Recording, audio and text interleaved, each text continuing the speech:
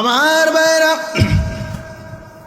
আল্লাহ পাক রব্বুল আলামিন জান্নাতকে কত সুন্দর করে সৃষ্টি করেছেন। জান্নাতের ভিতরে আল্লাহ পাক রব্বুল আলামিন কি পরিমাণ নিয়ামত দান করেছেন। আল্লাহর রাসূল সাল্লাল্লাহু আলাইহি ওয়াসাল্লাম হাদিসের মধ্যে ইরশাদ করেন, কাল কিয়ামতের ময়দানে আল্লাহ পাক রব্বুল আলামিন একজন জান্নাতি ব্যক্তিকে ফেরেশতাদেরকে লক্ষ্য করে বলবেন, এই জান্নাতি ব্যক্তিকে তোমরা জান্নাত থেকে ঘুরাইয়া নিয়ে আসো। ওই জান্নাতি ব্যক্তিকে যখন জান্নাত থেকে ঘোরায় আল্লাহ তাআলার সামনে উপস্থিত করবেন, এবার আল্লাহ পাক রব্বুল আলামিন ওই জান্নাতি ব্যক্তিকে লক্ষ্য করে বলবেন, বান্দা, দুনিয়ার ভিতরে তুমি কত দুঃখ কষ্ট সহ্য করেছো, এখন তো তুমি জান্নাত থেকে ঘুরে এসেছো। আমি জানতে চাই দুনিয়ার দুঃখ কষ্টের কথা তোমার মনে আছে কিনা। ইন্নাল্লাযীনা আমানু ওয়া আমিলুস সালিহাতি কানাত লাহুম জান্নাতুল ফিরদাউসি নুজুলা। وقال تعالى إن الله وملائكته يصلون على النبي يا أيها الذين آمنوا صلوا عليه وسلموا تسليما। محبت الشهد درود إبراهيم পাঠ করি। اللهم صل على محمد وعلى آل محمد كما صليت على إبراهيم وعلى آل إبراهيم إنك حميد مجيد। اللهم بارك على محمد وعلى آل محمد كما باركت على إبراهيم وعلى آل إبراهيم إنك حميد مجيد। الحمد لله মন্ডল বাড়ি বাইতুল মামুর জামে মসজিদের উদ্যোগে ৬তম বার্ষিক তাফসিরুল কোরআন মাহফিলের সম্মানিত সভাপতি এবং আমার সামনে উপস্থিত ইসলাম দরদি ধর্মীয় ভাইয়েরা এবং মঞ্চে উপস্থিত উলামায়ে কেরাম, আসসালামু আলাইকুম ওয়া রাহমাতুল্লাহি ওয়া বারাকাতুহু। আপনারা মনে হয় ঘুমিয়ে পড়ছেন নাকি? যদি ঘুমিয়ে না পড়েন তাহলে সকলে জোরে একবার আল্লাহর নাম উচ্চারণ করেন, আল্লাহু আকবার। সকলে বলেন। এখনই ঘুমিয়ে পড়লে সে কাজ হবে? এখনও তো বাকি সময় পড়ে আছে। অপায় মাহফিল শুরু হয়েছে, এখনও প্রধান বক্তা আগমন করবেন, তিনি আপনাদের সামনে বয়ান করবেন। এখনই যদি আপনারা ঘুমিয়ে পড়েন তাহলে কিভাবে শেষ পর্যন্ত যাবেন? এই জন্য ঘুমিয়ে পড়া যাবে না, জাগ্রত থাকতে হবে। আবার বলে আল্লাহু আকবার। সজাগ থাকবেন, কান খোলা রাখবেন। যদি সজাগ না থাকেন, কান খোলা না রাখেন, তাহলে বাতিল আপনাদের ঈমানকে নষ্ট করে দিবে। আমি আপনাদের সামনে পবিত্র কালামুল্লাহ থেকে একটি আয়াতুল কারিমা তেলাওয়াত করেছি। আল্লাহ সুবহানাহু ওয়া তাআলা যদি তৌফিক দান করেন, আয়াতটাকে সামনে রেখে সংক্ষিপ্ত আকারে, সংক্ষিপ্ত সময়ে, সংক্ষিপ্ত আকারে কিছু আলোচনা করব। ওয়ামা তৌফিকি ইল্লা বিল্লাহ। আমার ভাইরা, দুনিয়ার ভিতরে আমরা যে সকল মানুষ বসবাস করি এবং এই দুনিয়া থেকে যে সকল ব্যক্তিরা বিদায় নিয়ে চিরদিনের জন্য অন্ধকার কবরের বাসিন্দা হয়ে গিয়েছে, সকল মানুষ দুনিয়াতে থাকা অবস্থায় সকলে শান্তিকামী ছিল। সকলে দুনিয়াতে শান্তি সহকারে বসবাস করতে, শান্তি সহকারে জীবন যাপন করতে চাইতো। দুনিয়ার ভিতরে এমন কোনো ব্যক্তিকে আপনি পাবেন না, চাই সে পাগল হোক, মাতাল হোক, যে ধরনের লোক হয় হোক না কেন, এমন কোনো ব্যক্তিকে আপনি খুঁজে পাবেন না যে অশান্তি কামনা করে, যে এই কথা বলে যে আমি দুনিয়াতে শান্তি সহকারে বাঁচতে চাই না, বরং অশান্তি সহকারে বাঁচতে চাই। এরকম কোনো ব্যক্তিকে খুঁজে পাবেন না। দুনিয়ার ভিতরে যত মানুষ আছে, সকল মানুষ শান্তি চায়, শান্তিতে বসবাস করতে চায়। কিন্তু প্রকৃতপক্ষে দুনিয়া এটা শান্তির স্থান না, বরং দুনিয়াটা সুখ এবং শান্তি উভয়ের স্থান। সুখ শান্তি মিলেই হলো দুনিয়া। কথা বলেন ঠিক কিনা? যেহেতু দুনিয়া এটা প্রকৃত সুখ এবং শান্তির স্থান না, এই জন্য দুনিয়ার সুখ শান্তি এগুলোও চিরস্থায়ী কোনো সুখ শান্তি না, বরং দুনিয়ার সুখ শান্তি এগুলো হলো ক্ষণস্থায়ী সুখ শান্তি। তাহলে চিরস্থায়ী সুখ শান্তি কোথায় পাব? আল্লাহ সুবহানাহু ওয়া তাআলা আমার আপনার জন্য পরকাল নামক একটা জগৎ রেখে দিয়েছেন। ওই পরকাল জগতে মানুষ প্রকৃত সুখ এবং প্রকৃত শান্তি সেখানে মানুষ পাবে। দুনিয়ার ভিতরে মানুষ কখনো সুখে থাকে, কখনো দুঃখে থাকে, কিন্তু পরকালের ভিতরে মানুষ দুইটা দলে বিভক্ত হবে। একটা সুখী দল হবে আর একটা দুঃখী দল হবে।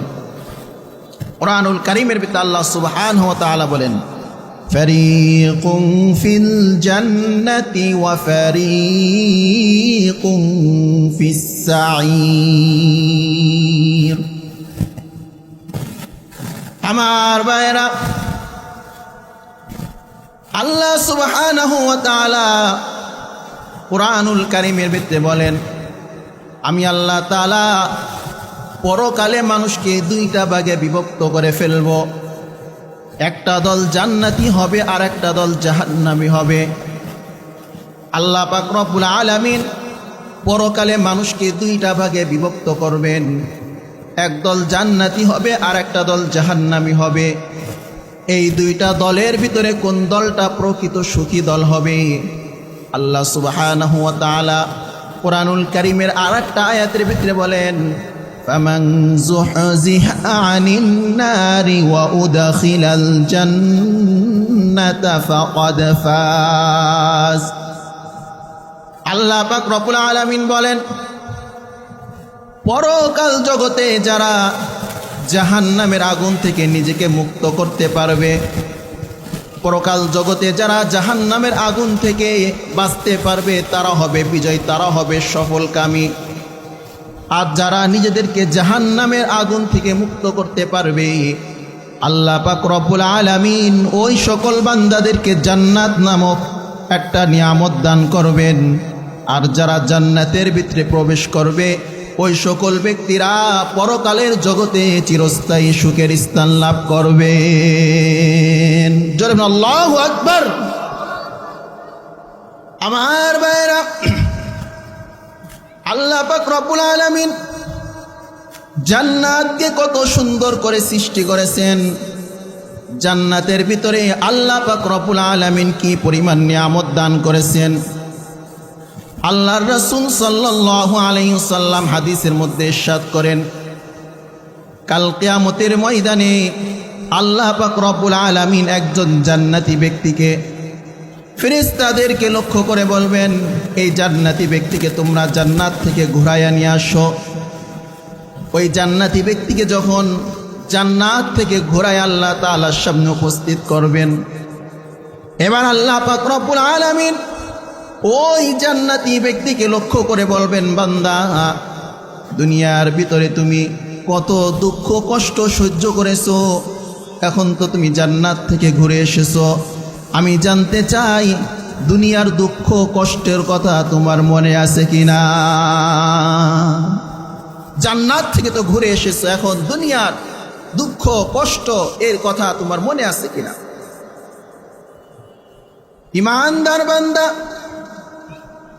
আল্লাহ পাক রব্বুল আলামিনকে লক্ষ্য করে বলবেন, রব্বুল আলামিন, জান্নাতের ভিতরে যখন আমি প্রবেশ করলাম, জান্নাতের নিয়ামত সমূহ যখন আমি উপভোগ করলাম, দেখলাম জান্নাতে যাওয়ার পর দুনিয়ার ভিতরে যে আমি কষ্ট করেছি, ওই কষ্টের কথা আমি ভুলে গিয়েছি।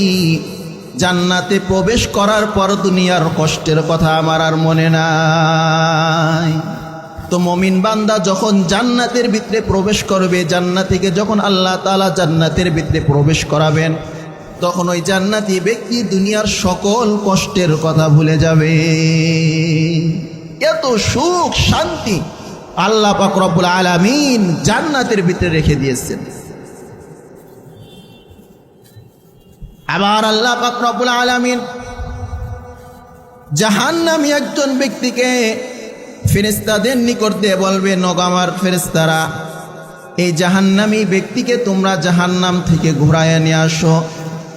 জাহান্নাম থেকে ঘুরায় নিয়ে আসার পর আল্লাহ পাক রব্বুল আলামিন জাহান্নামীকে লক্ষ্য করে বলবে, নগো আমার বান্দা, তুমি তো দুনিয়ার ভিতরে আরাম আয়েশের ভিতরে বসবাস করেছো, এখন আমি তোমার নিকট জানতে চাই, তুমি যে জাহান্নামের ভিতরে প্রবেশ করেছিলে, এখন কি তোমার দুনিয়ার আরাম আয়েশের কথা মনে আছে কিনা?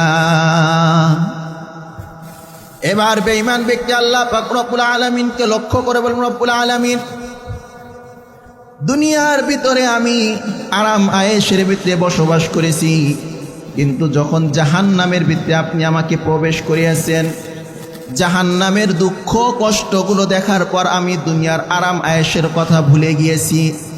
আমার মনে হয় না আমি কখনো আরাম আয়েশে জীবন অতিবাহিত করেছি। এত কষ্ট আল্লাহ পাক রব্বুল আলামিন জাহান্নামের ভিতরে রেখে দিয়েছেন যে জাহান্নামীরা যখন জাহান্নামের ভিতরে প্রবেশ করবে, দুনিয়ার আরাম আয়েশের কথা তারা ভুলে যাবে। তা আল্লাহ পাক রব্বুল আলামিন মানুষের সুখের স্থান, প্রকৃত সুখের স্থান রেখে দিয়েছেন হলো আখিরাতে। মানুষ দুনিয়ার ভিতরে সুখ শান্তির জন্য সকাল থেকে নিয়ে সন্ধ্যা পর্যন্ত মেহনত করে, কথা বলেন ঠিক কিনা? মানুষ তার শরীরের ঘাম ঝরায় দুনিয়ার ভিতরে সুখ শান্তিতে বসবাস করার জন্য মেহনত করে। দুনিয়ার ভিতরে সুখ শান্তিতে বসবাস করার জন্য যদি শরীরের ঘাম ঝরাইতে হয়, মেহনত করতে হয়, তাহলে পরকাল জান্নাতে জন্য মানুষের মেহনত করতে হবে, মানুষের আমল করতে হবে। আল্লাহ সুবহানাহু ওয়া তাআলা কুরআনুল কারীমের ভিতরে দুইটা আমলের কথা আল্লাহ তাআলা আলোচনা করতেছেন। আল্লাহ পাক রব্বুল আলামিন বলেন, বান্দা তোমরা যদি এই দুইটা আমল করতে পারো, তাহলে পরকালের সুখের স্থান জান্নাত আমি আল্লাহ তোমাদেরকে দান করব। দুইটা আমল, যদি দুইটা আমল করতে পারো, দুইটা কাজ করতে পারো, দুইটা সিফাত অর্জন করতে পারো, তাহলে আমি তোমাদেরকে পরকালে সুখের স্থান জান্নাত দান করব। দুইটা কাজ কি? আল্লাহ পাক রব্বুল আলামিন কুরআনুল কারীম সূরা কাহফের ভিতরে আল্লাহ তাআলা ইরশাদ করতেছেন, ইন্নাল্লাযীনা আমানু ওয়া আমিলুস সালিহাত কানাত লাহুম জান্নাতুল ফিরদাউসি নুজুলা খালিদিনা ফিহা লা ইয়াবগুনা আনহা হিওয়ালা। আল্লাহ পাক রব্বুল আলামিন বলেন, বান্দা আমি তোমাদেরকে দুইটা কাজের আদেশ করতেছি, এই দুইটা সিফাত যদি তোমরা অর্জন করতে পারো, তাহলে আমি আল্লাহ তোমাদেরকে জান্নাতুল ফিরদাউস দান করব। জান্নাতুল ফিরদাউসের সুসংবাদ আল্লাহ পাক রব্বুল আলামিন আমাদেরকে প্রদান করতেছেন যদি আমরা দুইটা বিষয় অর্জন করতে পারি। এই দুইটা বিষয়ের ভিতরে এক নাম্বার বিষয় হলো ঈমান। আল্লাহ পাক রব্বুল আলামিনের প্রতি কোনো ব্যক্তি যদি ঈমান বিশ্বাস রাখতে পারে, ঈমান আনতে পারে, তাহলে আল্লাহ পাক রব্বুল আলামিন তাকে জান্নাত নামক নিয়ামত আল্লাহ তাআলা তাকে দান করবেন। ঈমান কাকে বলা হয়? ঈমান হলো আল্লাহর প্রতি বিশ্বাস স্থাপন করা, রাসূল আকরাম সাল্লাল্লাহু আলাইহি সাল্লামদের প্রতি বিশ্বাস স্থাপন করা, কিয়ামতের প্রতি বিশ্বাস স্থাপন করা, পূর্বে জামানার যত কিতাব আল্লাহ তাআলা নাজিল করেছেন সকল আসমানি কিতাবের প্রতি বিশ্বাস স্থাপন করা, ভালো মন্দ সব কিছু আল্লাহ তাআলার পক্ষ থেকে হয়, এই সকল বিষয়ের প্রতি বিশ্বাস স্থাপন করা। কোনো বান্দা যদি এই সকল বিষয়ের উপর ঈমান আনতে পারে, আল্লাহ সুবহানাহু ওয়া তাআলা বলেন, বান্দা আমি তোমাকে জান্নাত নামক নিয়ামত আমি আল্লাহ তোমাকে দান করব। তো জান্নাতে যাওয়ার জন্য এক নাম্বার শর্ত আল্লাহ তাআলা দিয়ে দিয়েছেন, সেটা হলো ঈমান। বান্দা তুমি ঈমান আনো, ঈমানের পিছনে মেহনত করো, ঈমান নিয়ে তুমি বসবাস করো, ঈমান নিয়ে যদি তুমি মৃত্যুবরণ করতে পারো, আমি আল্লাহ তোমাকে জান্নাত দান করব। তো আল্লাহ সুবহানাহু ওয়া তাআলা মুমিনদেরকে জান্নাত দান করবেন, কোনো কাফের বেঈমান মুশরিকদেরকে আল্লাহ তাআলা জান্নাত দান করবেন না। এমনকি কোনো কাফের মুশরিক বেঈমান তারা যদি দুনিয়ার ভিতরে কোনো ভালো কাজ করে, আল্লাহ সুবহানাহু ওয়া তাআলা এই ভালো কাজের প্রতিদান তাদের কিয়ামতের ময়দানে দিবেন না, বরং ভালো কাজের প্রতিদান যদি কেউ উপভোগ করতে চায় কিয়ামতের ময়দানে, তাহলে তার ঈমান আনতে হবে, ঈমান রাখতে হবে। ঈমান যে ব্যক্তি রাখবে, সে যদি দুনিয়াতে যত ভালো কাজ করবে, সব ভালো কাজের উপকার সে কিয়ামতের ময়দানে, হাসরের ময়দানে, পরকালে সে উপভোগ করবে। ঈমানের মাধ্যমে যেহেতু বান্দা আল্লাহ পাক রব্বুল আলামিনের জান্নাতের ভিতরে প্রবেশ করতে পারে, এই জন্য ঈমান এটা আমার আপনার জন্য আল্লাহ পাক রব্বুল আলামিনের একটা বিশাল বড় নিয়ামত। ঈমান কত বড় নিয়ামত! আল্লাহ সুবহানাহু ওয়া তাআলা আসমান এবং জমিনের সকল ব্যবস্থাপনাগুলো ঠিক রেখেছেন ঈমানদারদের জন্য। কোনো কাফের মুশরিক বেঈমানদের জন্য আল্লাহ পাক রব্বুল আলামিন আসমান জমিনের ব্যবস্থাপনা ঠিক রাখেন নাই। যখন মুমিন দুনিয়ার ভিতরে থাকবে না, আল্লাহ সুবহানাহু ওয়া তাআলা আসমান এবং জমিনকে ধ্বংস করে দিবেন। যখন মুমিন দুনিয়াতে থাকবে না, যতদিন পর্যন্ত মুমিন দুনিয়াতে থাকবে, ততদিন পর্যন্ত আল্লাহ পাক রব্বুল আলামিন আসমান জমিনকে আল্লাহ তাআলা ঠিক রাখবেন। কুরআনুল কারীমের ভিতরে আল্লাহ সুবহানাহু ওয়া তাআলা বলেন, ওয়ালা ইন সাআলতাহুম মান খালাকাস সামাওয়াতি বিগাইরি আমাদিন তারাউনাহা।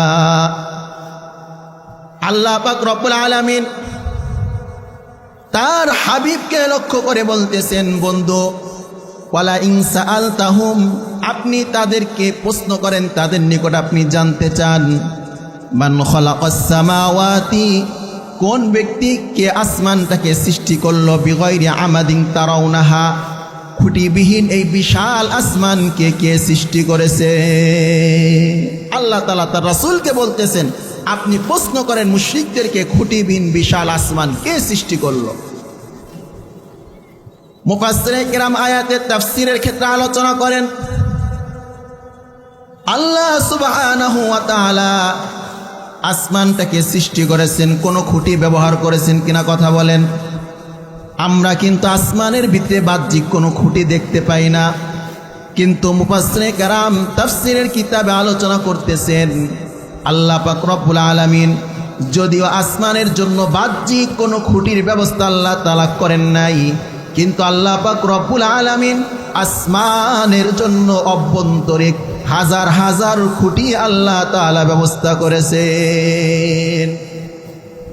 মুফাসসিরে কেরাম বলেন, দুনিয়ার ভিতরে যতদিন পর্যন্ত ইমানদার ব্যক্তিরা বেঁচে থাকবে, আল্লাহওয়ালা বলনেওয়ালা লোক বেঁচে থাকবে, ততদিন পর্যন্ত আল্লাহ পাক রব্বুল আলামিন আসমান জমিনকে ধ্বংস করবেন না। আর যখন ইমানদাররা দুনিয়াতে থাকবে না, তখন আসমান জমিন আল্লাহ তাআলা ধ্বংস করে দিবেন।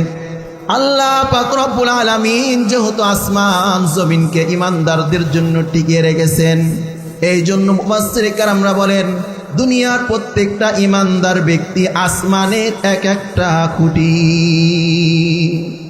দুনিয়ার সকল ইমানদার আসমান এক একটা খুঁটি, ইমানদারদের জন্য আল্লাহ পাক রব্বুল আলামিন আসমান জমিন ঠিক রেখে দিয়েছেন। ইমানদারদের কি পরিমাণ সম্মান আল্লাহ তাআলা দান করেছেন! একজন ইমানদারের যেই পরিমাণ সম্মান আল্লাহ তাআলার দরবারে আছে, খানা কাবা বাইতুল্লাহর সেই পরিমাণ সম্মান আল্লাহ তাআলার দরবারে নাই। রাসূল আকরাম সাল্লাল্লাহু আলাইহি ওয়াসাল্লামের বিশিষ্ট সাহাবী হযরত আব্দুল্লাহ ইবনে ওমর রাদিয়াল্লাহু তাআলা আনহু খানায়ে কাবার সামনে বসে আছেন। যে খানায়ে কাবা বাইতুল্লাহর মর্যাদা গুরুত্ব সম্পর্কে আল্লাহ পাক রব্বুল আলামিন কোরআনে আলোচনা করেছেন। আল্লাহ রাসূল সাল্লাল্লাহু আলাইহি সাল্লাম যে কাবার গুরুত্ব সম্পর্কে হাদিসের ভিতরে আলোচনা করেছেন।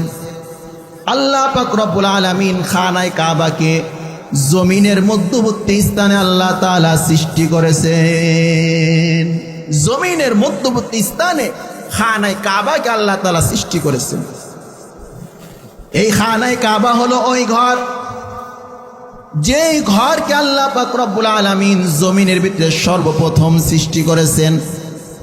আল্লাহ পাক রব্বুল আলামিন কোরআনুল কারীমের ভিতরে বলেন, ইন্না আউওয়ালা বাইতিন উদিআ লিন-নাস লাল্লাযী বিবাক্কাতা মুবারাকান ওয়া হুদাল লিল আলামিন।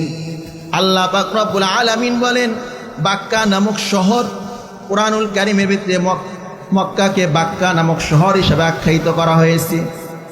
আল্লাহ পাক রব্বুল আলামিন বলেন, আমি আল্লাহ বাক্কা নামক শহরের ভিতরে খানায় কাবা বাইতুল্লাহকে আমি আল্লাহ তাআলা সৃষ্টি করেছি।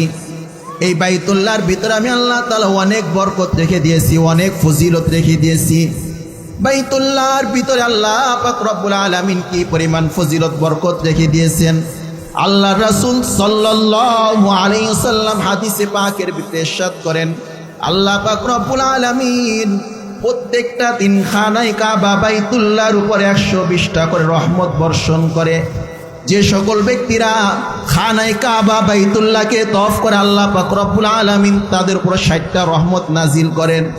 যারা খানায় কাবা বাইতুল্লাহর বদনে নামাজ আদায় করে আল্লাহ পাক রব্বুল আলামিন তাদের উপরে 40টা রহমত নাজিল করেন। আর যে সকল বান্দারা খানায় কাবাকে শুধু দেখে, বাইতুল্লাহকে তওয়াফও করতেছে না, বাইতুল্লাহর ভিতরে নামাজও আদায় করতেছে না, খানায় কাবার সামনে বসে বসে শুধু খানায় কাবা কেটে দেখতেছে, আল্লাহ রাসূল বলেন ওই ব্যক্তিদের উপরে আল্লাহ পাক রব্বুল আলামিন 20টা রহমত নাজিল করেন। আল্লাহু আকবার। খানায় কাবার কি পরিমাণ ফজিলত আল্লাহ পাক রব্বুল আলামিন রেখেছেন। আল্লাহ রাসূল সাল্লাল্লাহু আলাইহি ওয়াসাল্লাম বলেন, বান্দা কোন ব্যক্তি যদি খানায় কাবা বাইতুল্লাহর ভিতরে নামাজ আদায় করে, 1 রাকাত নামাজের বিনিময়ে আল্লাহ পাক রব্বুল আলামিন ওই বান্দার আমল নামার ভিতরে 1 লক্ষ নামাজের সওয়াব দান করবে। 1 রাকাত নামাজের বিনিময়ে আল্লাহ তাআলা 100 রাকাত সওয়াব, তার আমল 1 লক্ষ রাকাত নামাজের সওয়াব আল্লাহ তাআলা তার আমল নামায় দান করবেন। কি পরিমাণ ফজিলত আল্লাহ পাক রব্বুল আলামিন এই বাইতুল্লাহর ভিতরে রেখে দিয়েছেন। রাসূল আকরাম সাল্লাল্লাহু আলাইহি ওয়াসাল্লামের সাহাবী হযরত আব্দুল্লাহ ইবনে ওমর রাদিয়াল্লাহু তাআলা আনহু খানায় কাবাকে লক্ষ্য করে বলতেছেন, কাবা, দুনিয়ার মানুষ তোমাকে কত ভালোবাসে, কত মহব্বত করে, দুনিয়ার মানুষ তোমাকে দেখার জন্য পাগল হয়ে থাকে, দূর দূরান্ত থেকে তোমার নিকট ছুটে আসে তোমার মহব্বতের কারণে।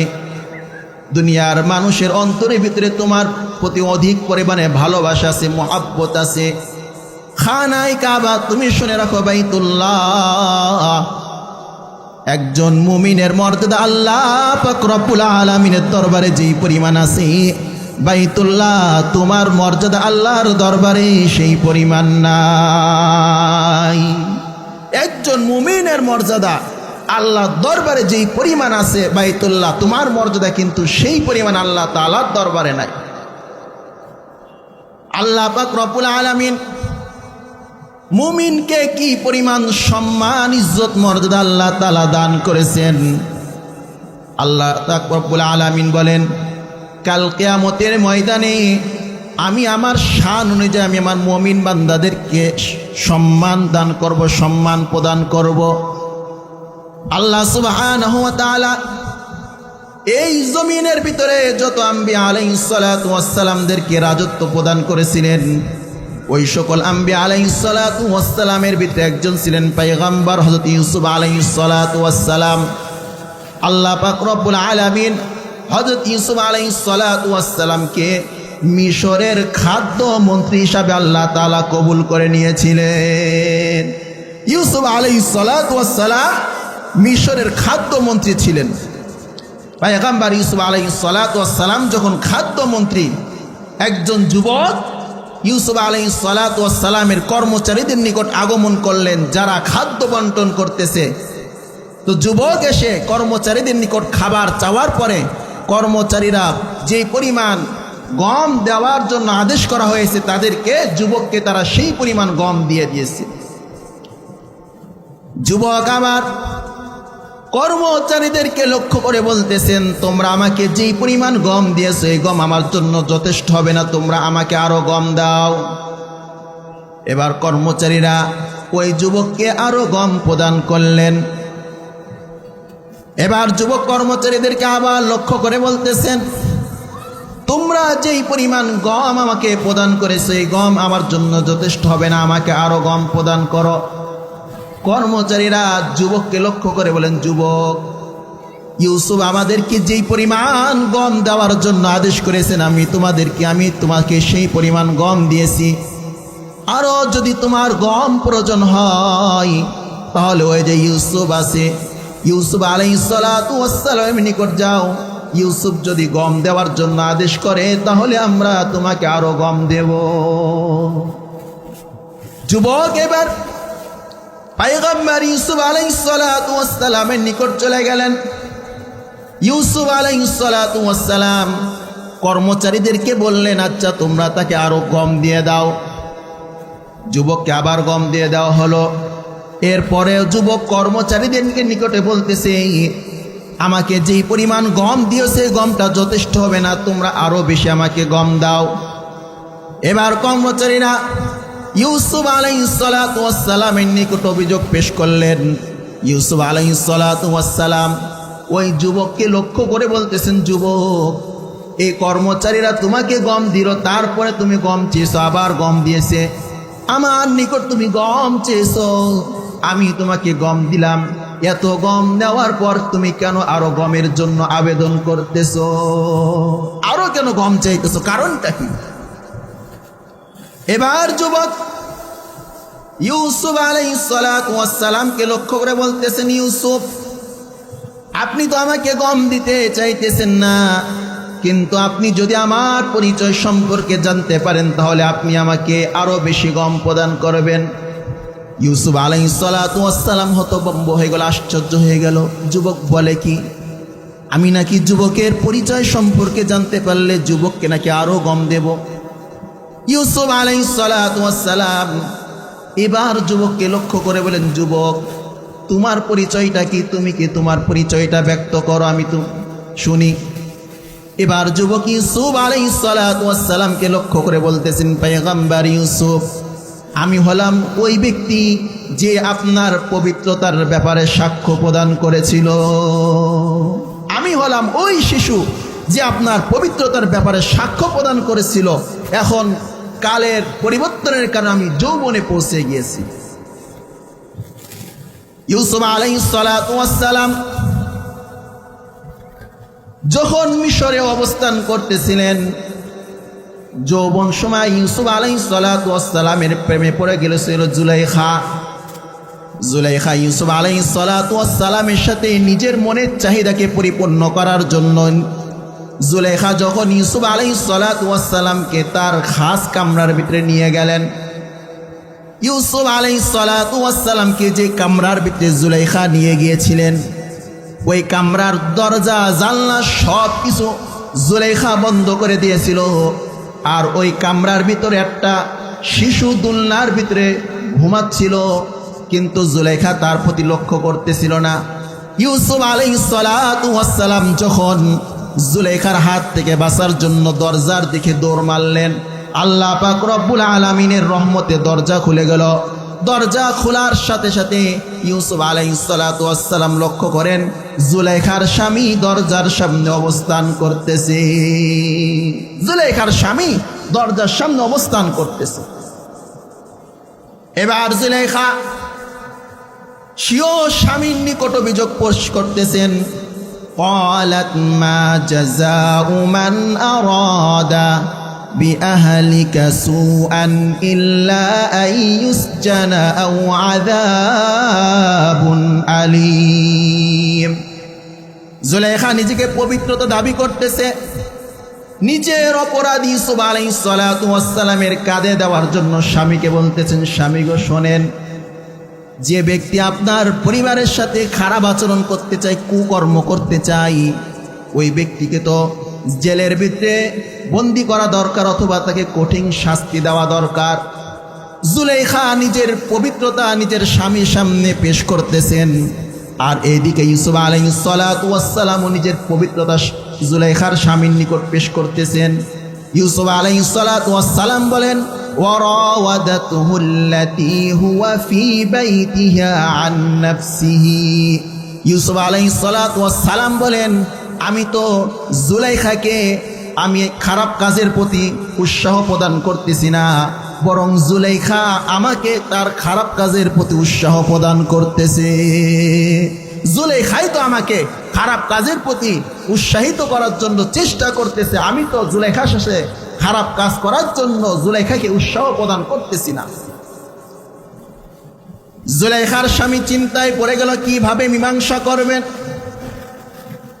ওই যে সন্তান শিশু যে জুলাইখার ঘরের ভিতরে দোলনার ভিতরে শোয়া ছিল, আল্লাহ পাক রব্বুল আলামিন ওই শিশুর মাধ্যমে ইউসুফ আলাইহিস সালাতু ওয়াস সালামের পবিত্রতার ঘোষণা দিয়েছেন, সাক্ষ্য প্রদান করেছেন।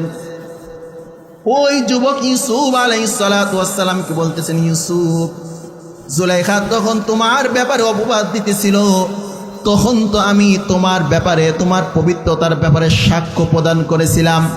ইউসুফ আলাইহিস সালাতু ওয়াস সালাম এই কথা শ্রবণ করার পর যুবককে পাজা করে ধরলেন, যুবকের চেহারার মধ্যে চুম্বন করতেছেন, যুবককে সম্মান প্রদান করতেছেন। ইউসুফ আলাইহিস সালাতু ওয়াস সালাম যুবকের প্রয়োজন পরিপূর্ণ করে দিলেন। যুবক ইউসুফ আলাইহিস সালাতু ওয়াস সালামের দরবার থেকে চলে গেল। আল্লাহ পাক রব্বুল আলামিন ইউসুফ আলাইহিস সালাতু ওয়াস সালামকে লক্ষ্য করে বলেন, পয়গম্বর ইউসুফ, এই যুবককে তুমি এত ভালোবাসলে, এত মোহাব্বত করলে, কারণটা কি আমি কি জানতে পারি কিনা? ইউসুফ আলাইহিস সালাতু ওয়াস সালাম বলতেছেন, রব্বুল আলামিন এই যুবক আমার পবিত্রতার ব্যাপারে সাক্ষী দিয়েছিল, এই জন্য যুবককে মোহাব্বত করেছি, ভালোবেসেছি। যুবকের যত প্রয়োজন আসে সব প্রয়োজনগুলো পরিপূর্ণ করে দিলাম। আল্লাহ পাক রব্বুল আলামিন ইউসুফ আলাইহিস সালাতু ওয়াস সালামকে লক্ষ্য করে বলতেছেন, ইউসুফ, তুমি শুনে রাখো, জমিনের ভিতরে কোনো বান্দা যদি আমার পবিত্রতার ব্যাপারে ঘোষণা দেয়, আমি আল্লাহর প্রতি ঈমান আনয়ন করে, তুমি সাক্ষী থাকো ইউসুফ, কাল কিয়ামতের ময়দানে আমি আল্লাহ আমার ওই ঈমানদার বান্দাদেরকে আমি আল্লাহ আমার শান অনুযায়ী তাদেরকে পুরস্কার দান করব। যদি কোনো ব্যক্তি ঈমানদার হয়, আল্লাহ তাআলা বলতেছেন আমি কিয়ামতের ময়দানে আমার শান অনুযায়ী তাদেরকে পুরস্কার দান করব। কি পরিমাণ পুরস্কার আল্লাহ পাক রব্বুল আলামিন দান করবেন? আল্লাহ রাসূল সাল্লাল্লাহু আলাইহি ওয়াসাল্লাম বলেন, কোন বান্দা যদি যাররা পরিমাণ ঈমান নিয়ে মৃত্যুবরণ করতে পারে, আল্লাহ পাক রব্বুল আলামিন তাকে একটা জান্নাত দান করবেন, তাকে আল্লাহ তাআলা জান্নাতের ভিতরে প্রবেশ করাবেন। যাররা পরিমাণ ঈমান নিয়ে কোনো ব্যক্তি যদি মৃত্যুবরণ করতে পারে, তার জান্নাতটা কত বড় হবে? আল্লাহর রাসূল সাল্লাল্লাহু আলাইহি ওয়াসাল্লাম বলেন, 10 দুনিয়ার সমান একটা জান্নাত আল্লাহ পাক রব্বুল আলামিন ওই বান্দাকে দান করবে। 10টা দুনিয়ার সমান একটা জান্নাত আল্লাহ পাক রব্বুল আলামিন ওই বান্দাকে দান করবেন যে যাররা পরিমাণ ঈমান নিয়ে মৃত্যুবরণ করবে। তো আল্লাহ পাক রব্বুল আলামিন ঈমানের জন্য 2টা শর্ত, জান্নাতের জন্য 2টা শর্ত দিয়েছেন।